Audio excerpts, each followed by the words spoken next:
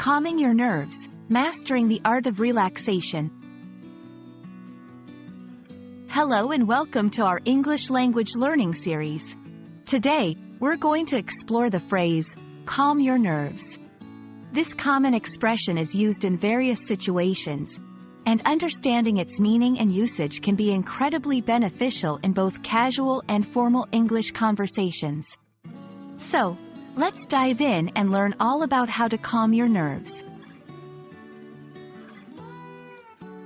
Calm your nerves is an idiomatic phrase in English, often used to advise someone to relax or become less anxious. When we say, calm your nerves, we're essentially suggesting strategies or methods to alleviate stress or anxiety. It's often used in situations where someone is feeling anxious, nervous, or stressed about something.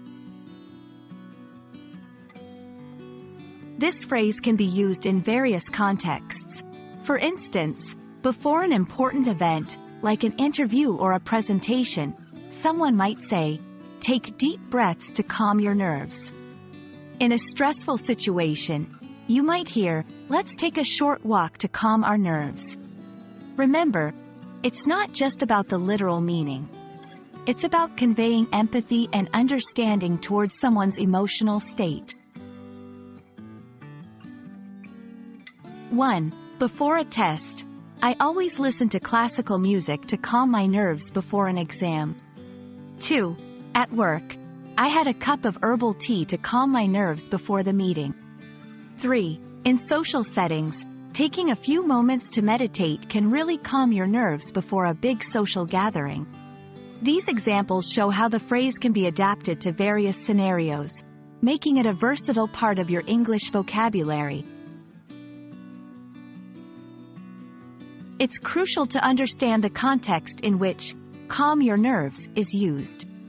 It's generally a supportive statement, but if misused, it might seem dismissive of someone's feelings. Always consider the situation and the person's emotions before using the phrase. Calm your nerves is a helpful phrase to understand and use in English, especially in situations that involve stress or anxiety.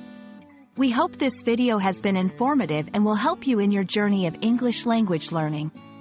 Remember, language is not just about words. It's about conveying emotions and connections. Stay curious, keep learning, and see you in our next video.